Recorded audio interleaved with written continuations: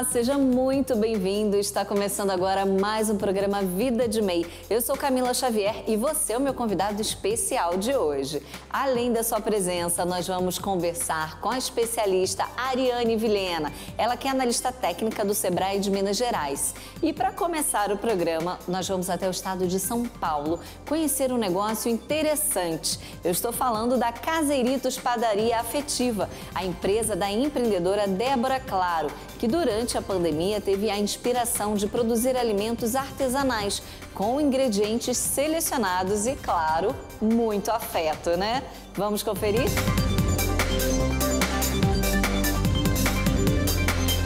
Meu nome é Débora Claro Granciero, eu tenho 39 anos e sou empresária no ramo da panificação atualmente. Eu comecei a fazer faculdade de letras, meu intuito naquele momento era ser tradutora e intérprete. Porém, por questões financeiras mesmo, eu não podia fazer a faculdade de tradução e interpretação, que era o que eu queria. Eu podia fazer uma faculdade de letras, que era mais em conta, era o que cabia dentro do meu salário, porque eu ia pagar. E aí eu poderia futuramente fazer uma pós-graduação. Então eu comecei a fazer a faculdade de letras e daí eu comecei a procurar algo na minha área, né, assim, que realmente eu praticasse aquilo que eu estava estudando. E aí acabou que eu fui contratada por uma empresa, uma multinacional, para ser estagiária, né, e aí eu comecei a trabalhar mais ou menos na área do que eu fazia já, né. Então eu fui treinada, estagiária, fiquei ali trabalhando por 10 meses. Meu sonho, na verdade aquela empresa era um sonho para mim.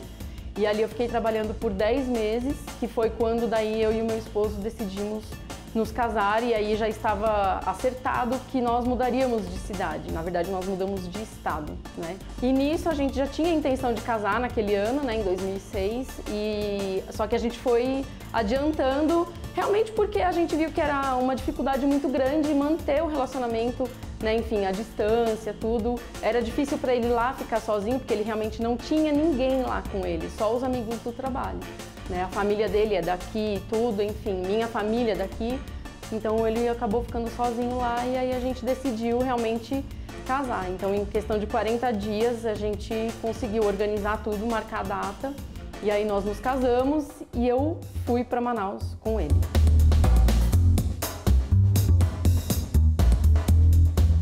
E aí eu comecei a trabalhar em setembro e fiquei lá na Honda por 4 anos. Aí eu fiquei até dezembro de 2010, que foi quando eu contei que eu e meu esposo decidimos que ali eu sairia, eu já não estava feliz, e aí eu sairia dali para a gente poder tentar ter filhos e tudo.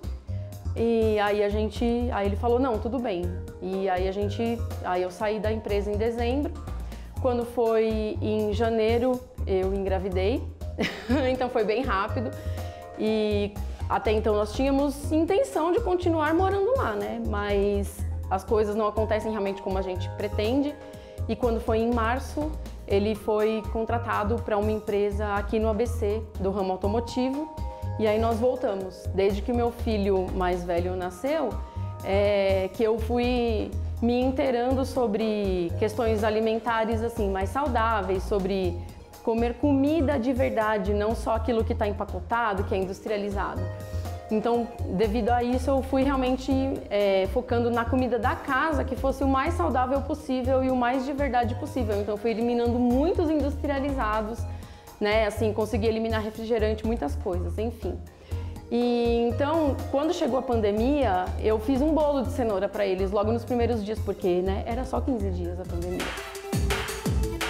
E aí, pra gente passar aquele tempo da quarentena, eu comecei a fazer bolo para eles, assim. Era uma forma, né, de inteirar eles, estavam entediados, isolados, era uma forma de colocar eles ali com a gente. E aí, num belo dia, me acendeu uma luz e eu pensei, por que eu não poderia fazer para vender, né? A gente já está nessa situação, meu esposo não tinha conseguido, de fato, ter sucesso naquilo que ele tinha se proposto a fazer com a questão dos seguros, porque ele não conseguiu fazer uma das provas que ele precisava fazer.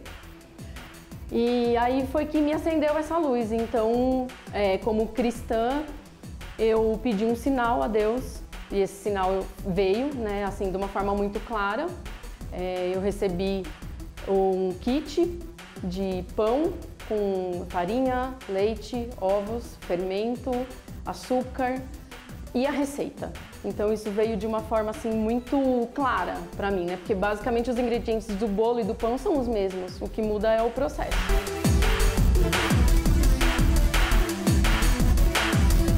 Em geral, as pessoas procuram mais por pães, bolos caseiros, tudo no inverno. Então o inverno é sempre uma época muito boa para mim, que eu tô sempre muito cheia de pedido. Mas em geral, o pão caseiro, que né, ele foi que iniciou tudo, então todo mundo gosta de um pão caseiro. O pão rústico, porque o pessoal gosta demais, né, da forma com que ele é feito, tudo, enfim, aquela casquinha crocante. E agora, mais recentemente, eu tenho a focaccia, que a focaccia ela não entrou logo de cara no meu cardápio. Eu tinha uma receita, mas ela não dava certo. Na verdade, não é que ela não dava certo, era meu forno, que eu trabalhava ainda com forno doméstico. Então, no forno doméstico eu não tinha o mesmo resultado do forno profissional. Então, aí quando eu fui para o forno profissional, daí eu consegui, de fato, ter o resultado que eu esperava da focaccia. E também, logicamente, o processo dela, né? Naquele momento eu não tinha também tanto conhecimento do processo. E dos doces eu vendo bolo gelado, né? Que eu faço aquele bolinho embrulhadinho no alumínio, que ele é muito afetivo, né? Ele traz muito essa questão da afetividade.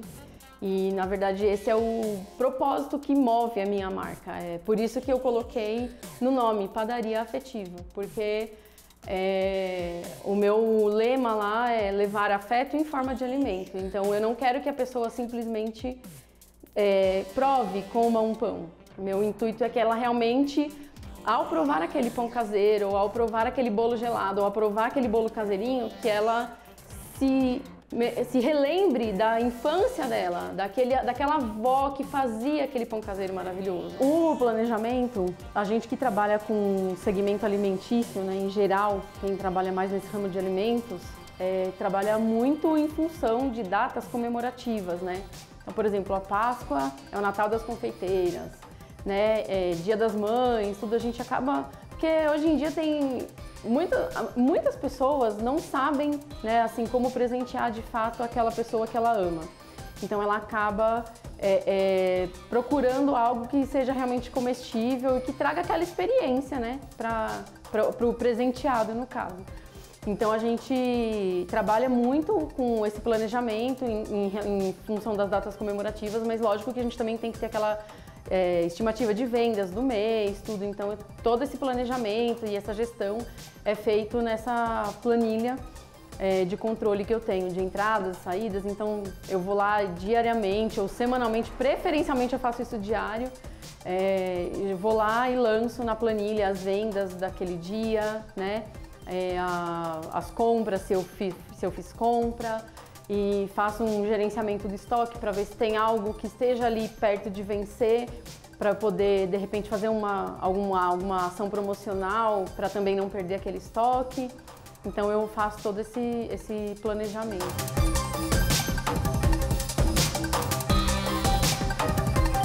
Eu enxergo esse mercado com muito potencial, porque as pessoas elas estão entendendo que a indústria, né, de uma forma geral, os industrializados, eles não são a melhor escolha, né, a melhor alternativa.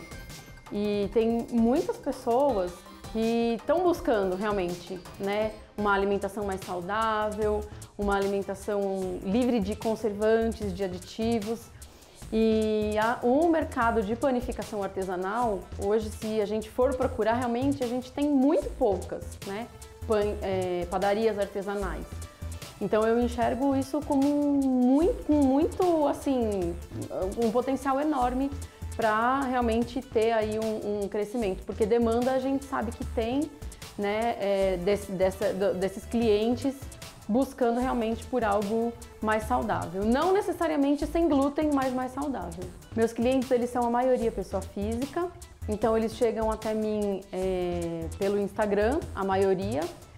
Alguns deles, na época, logo que eu iniciei, eu participava de um grupo de empreendedores e clientes, tudo, então logo de início muitos vieram daquele grupo, hoje já não mais, já não tanto. E aí é mais assim, também a questão da indicação, né? Um indica para o outro indica para o outro, e aí na questão do boca a boca mesmo, o pessoal chega no perfil, segue e se identifica, né? E acaba ficando ali e fazendo o pedido. Mas eu tenho também, não tenho só clientes pessoa física, eu tenho parceiras, né? Que eu forneço para cestas de café da manhã, boxes de queijos e charcuteria, eu forneço bolinhos caseiros, eu forneço focaccias em porção individual e acho que é isso que eu forneço. Então eu tenho também essas parceiras e uma delas a gente uniu forças pelo fato dela trabalhar com essa parte de boxes, a gente se uniu para fazer eventos. Esse ano a gente está focando mais em eventos corporativos mesmo, né? Então eu entro com a parte de padaria, pães artesanais, bolos, tudo. E ela entra com a parte de queijos e charcuteria, que é o que ela trabalha, e fica bem interessante.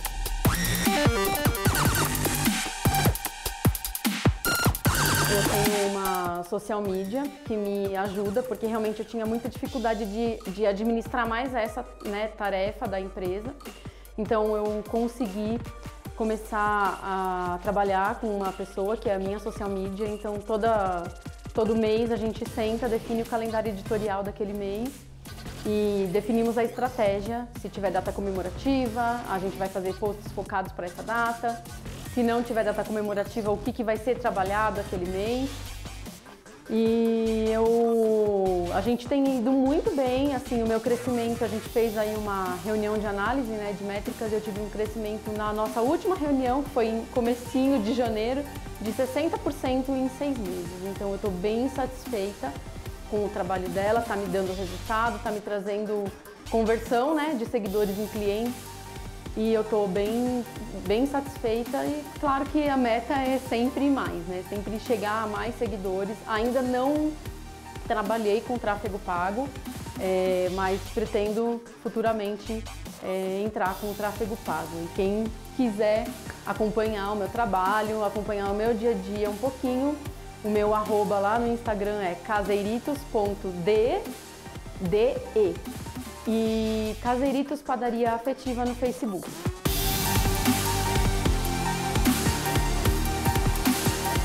Que história bacana, não é mesmo? A oportunidade para empreender vem das necessidades do nosso dia a dia, seja por uma demanda pessoal ou das pessoas ao nosso redor, né? Ter a expertise de enxergar essa chance pode ser aí o pontapé inicial para ter o seu próprio negócio. Nós vamos agora para um rápido intervalo, mas na volta você participa de um bate-papo super legal com nossa convidada de hoje, Ariane Vilhena, que é analista técnica do Sebrae Minas Gerais. Vai trazer dicas e sugestões sobre empreendedorismo para você. Não saia daí, eu já volto.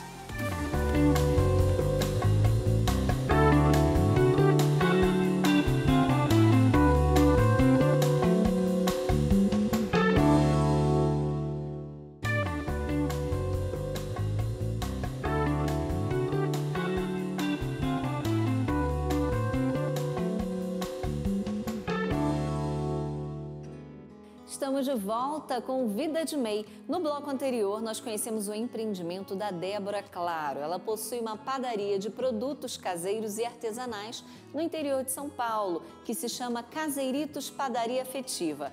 Quem conversa conosco agora para esclarecer as nossas dúvidas sobre o empreendimento da Débora e sobre como é ser um microempreendedor individual é a Ariane Vilhena. Ela que é analista técnica do Sebrae Minas. Ariane, seja muito bem-vinda. Obrigada e obrigado pelo convite de participar mais uma vez do canal. É um prazer receber você aqui novamente, Ariane. Para a gente começar, por que é tão importante se formalizar como MEI? Acredito que a principal diferença é esse pertencimento, essa responsabilidade que a empreendedora, a empreendedora se vê como empresária. Isso é fundamental para que ela entenda as condições que ela está trabalhando e os seus clientes, as suas empresas também percebam a legalidade do seu empreendimento, a formalidade. Isso dá um diferencial para ela em relação aos empreendimentos também. Ser formalizado, então, ajuda nos negócios, faz toda a diferença, né? Com certeza. Dá muita segurança, não só segurança para ela como empreendedora, mas segurança jurídica. Ela vai ter uma legalização, ela tem uma autorização imediata para funcionar. No caso dela, por exemplo, da questão sanitária, ela vai seguir todas as regras sanitárias, mas ela já está legalizada, autorizada a empreender e a vender. E automaticamente ela começa a ter mais clientes. Por exemplo, a permissão de emitir nota fiscal, isso abre o mercado para ela. Então são vários benefícios que ela tem com a formalização. Ela se diferencia, ela se destaca, entre outros. Sim, com certeza. E quais são os processos para adquirir o registro de MEI? É muito complicado, Ariane? Extremamente simples, gratuito, faz na internet, é automático. Ela tem um portal do governo, gov.br/MEI, onde que ela faz a sua inscrição automaticamente. Ela já sai com o seu CNPJ pronto no mesmo instante. Ela precisa ter uma conta no Gov com uma senha prata ou ouro, faz a sua formalização e já sai com o certificado de condição de microempreendedor individual, seu CNPJ na mão. Basta ela ter os documentos e fazer a sua formalização. É gratuito, imediato. Olha, maravilha, e para facilitar mesmo a vida aí do empreendedor, né, do microempreendedor, que bacana. Agora, sobre a nossa personagem, Ariane, empreender no ramo da alimentação é mais fácil ou mais difícil? Quais as chances de sucesso? Ou melhor, as chances de sucesso, elas são maiores por apostar no ramo da alimentação? A gente tem que perceber que não é só a alimentação, é a necessidade, principalmente na pandemia. Qual que era a maior necessidade da população? Adquirir os seus produtos em casa.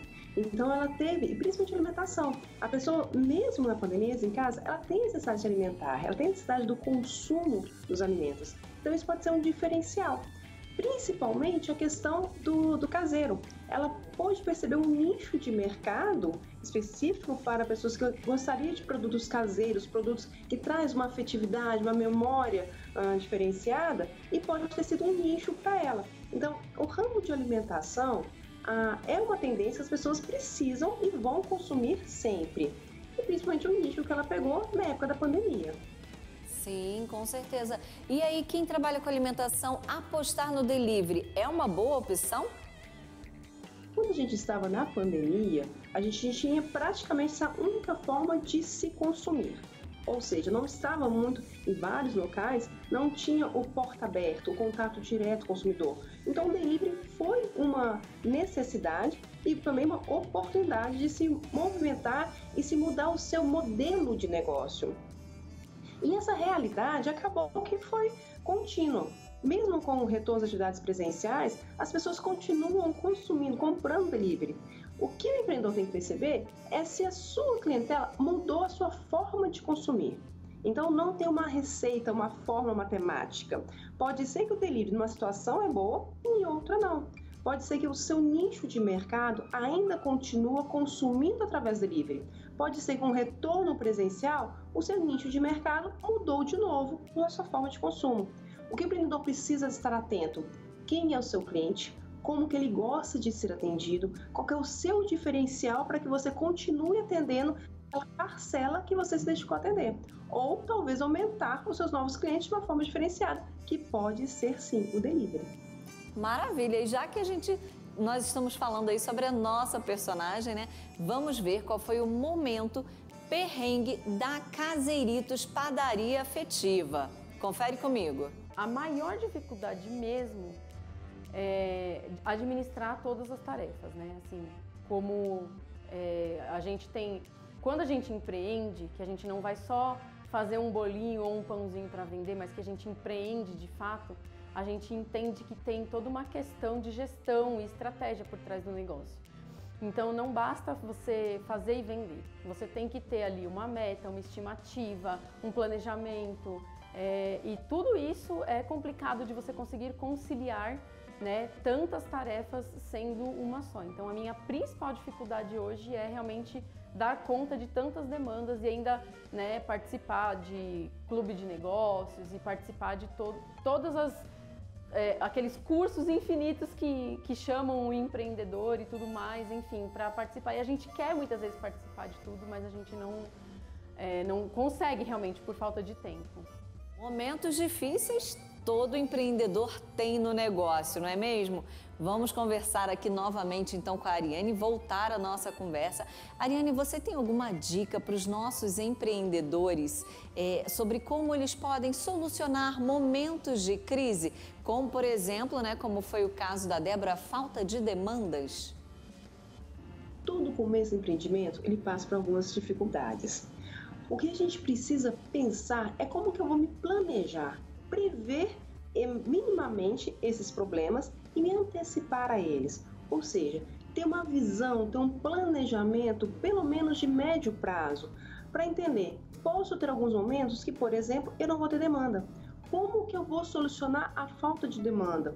Como que eu vou solucionar a falta de capital de giro para segurar esse momento que eu talvez não tenha tanta demanda?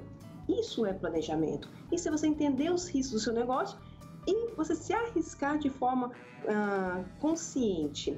É ter característica empreendedora. Mas voltando em si na demanda, você precisa entender o seu perfil de mercado, seu perfil de consumo e buscar clientes. Essa vai ser uma das maiores dificuldades do empreendimento novo, da quem está começando a empreender. Então, ter uma boa rede de contato, uma rede de relacionamento, ofertar o seu produto, mostrar para as pessoas mais próximas de você no começo qual o diferencial do seu produto em relação ao outro. O que ele ganha, qual que é o valor agregado que o seu produto tem em relação a outros. Isso é a sua primeira rede de contato, na sua rede de relacionamento mais próximo. Isso vai fazer a propaganda boca a boca. Isso vai mostrar que o seu produto é bom, tem um diferencial e eles vão espalhando a qualidade do seu produto para outras pessoas. E assim você vai aumentando a sua clientela, aumentando a sua demanda. Lógico que isso não acontece de um dia para o outro. Por isso a necessidade de se planejar, por isso a necessidade de entender os percalços que pode acontecer no meio do caminho e ver como que você vai conseguir adequar a sua jornada a esses percalços que a gente vai encontrando ao longo do caminho nosso. Sim, eu vejo também, assim, de muitos empreendedores falando do planejamento, né? Que quando não se tem um planejamento adequado ali no início do negócio, que isso pode se tornar um problema, né? E é muito comum a gente ver isso hoje em dia, não é? Muitas vezes, quando a gente empreende por necessidade, que é o caso da nossa Débora, que é um caso de sucesso, com certeza, porque empreender por necessidade, sem antes um prévio planejamento, uma questão mais consolidada, é um desafio. E ela venceu esse desafio. Então, mesmo com todas as dificuldades, mesmo sem esse planejamento prévio, ela conseguiu vencer e conseguiu ser um caso de sucesso. O planejamento ajuda a você não ter tantos sustos. O planejamento é basicamente onde eu quero chegar e como que eu vou fazer essa jornada. Então, se eu tenho isso um pouco mais claro, é menos sustos que eu vou passar e um pouco mais de tranquilidade quando eu passar esses momentos de, digamos assim, de sustos, de percalços, de ondas. Mas quando a gente não tem um planejamento prévio, a gente pode planejar ao longo da jornada, ter essa gestão imediata. Isso também auxilia. Talvez o ideal seja um planejamento prévio, mas dependendo da situação, da necessidade, não tem como eu me preparar com uma certa antecedência. Eu preciso reagir. É o caso da Débora. Ela precisava, na pandemia, ter uma renda extra por causa das suas finanças. Então, ela não teve tempo de se planejar, mas ela pode, ao longo da sua caminhada, fazer esse planejamento, fazer suas capacitações para ela conseguir entender melhor as necessidades da empresa, a gestão no dia a dia de um empreendedor. Embora ela seja uma MEI, ela é uma empresa. Ela tem que entender as necessidades da empresa, as suas obrigações como empresa. E mesmo que ela não fez antes, vamos fazer agora. Nunca é tarde demais para planejar, para capacitar, para fazer gestão do seu empreendimento. Com certeza, ótima dica essa que você deu. E foi justamente assim que a dona da Caseiritos encontrou uma solução. Vamos conhecer agora qual foi o pulo do gato da Débora. De início, a minha ideia era realmente só fazer uma renda extra, não era empreender, né? Porque empreender não é simplesmente você ficar na cozinha produzindo e vender. Empreender envolve muito mais. E aí foi que então eu decidi começar a vender de uma forma que era uma renda extra. E aí depois a coisa foi se desenvolvendo e eu fui ganhando clientela. E aí eu fui, enfim, me aprimorando nas técnicas dos pães, eu fui me aprimorando com as receitas de bolos, eu fui realmente me inteirando mais sobre as questões administrativas do negócio, tudo, e aí que eu vi que realmente eu estava empreendendo, né? Que é quando a gente se preocupa realmente em ter metas, estratégia e crescer de fato. Muito bacana, não é mesmo? Para toda dificuldade tem sempre aí uma solução no negócio, né? Voltamos agora com a nossa conversa com a Ariana. Ariana, empreender pode ser a melhor solução para quem precisa ir trabalhar, precisa de uma renda extra? Empreender, ter seu próprio negócio, pode ser sim uma ótima oportunidade para você gerar uma nova fonte de renda, ou você ter uma complementação de uma renda, ou mesmo sair do seu estado de empregado e ter o seu próprio negócio, ter os seus próprios horários. Mas lembrando que você deixa de ter um patrão, mas tem tanto compromisso ou até mais do que sendo empregado, porque você vai ter que se dedicar mais para a sua empresa. Então, empreender é uma forma de você mudar a sua rotina e ter, provavelmente, uma nova renda. Nem sempre a pessoa tem um planejamento prévio, como eu falei antes, mas ela pode ajustar a sua jornada, a sua caminhada, para ela ser um empreendedor de sucesso. Ariane Vilhena, quero agradecer muito sua participação hoje aqui no Vida de MEI com a gente e as dicas que você deu para os nossos empreendedores, telespectadores e para a Débora também, que eu tenho certeza que está nos assistindo. Obrigada, viu, Ariane? Eu que agradeço e até a próxima, gente.